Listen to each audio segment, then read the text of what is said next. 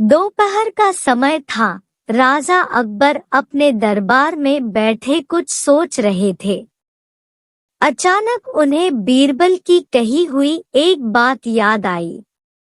उन्हें याद आया कि एक बार बीरबल ने उन्हें एक कहावत सुनाई थी, जो कुछ इस तरह से थी, खाने के बाद लेटना और मारने के बाद भागना एक सयाने मनुष्य की निशानी होती है। राजा सोचने लगे, अभी दोपहर का समय है। यकीनन बीरबल खाने के बाद सोने की तैयारी में होगा। चलो आज उसकी बात को गलत साबित किया जाए।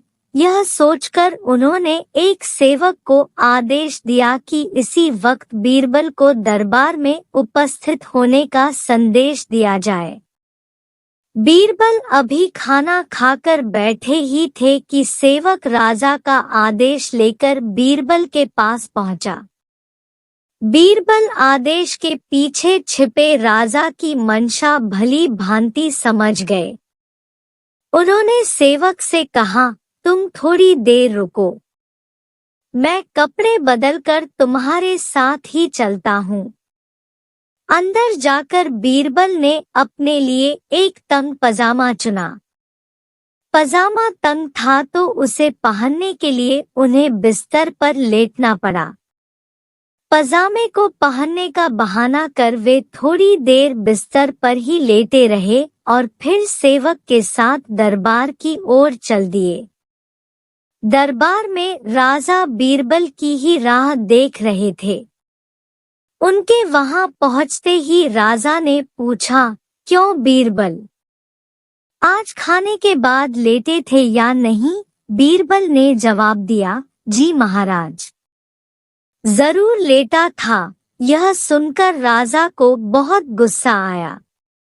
उन्होंने बीरबल से पूछा, इसका मतलब यह है कि तुमने मेरे आदेश का असम्मान किया। तुम उसी समय मेरे सामने क्यों उपस्थित नहीं हुए? इसके लिए मैं तुम्हें सजा देता हूँ।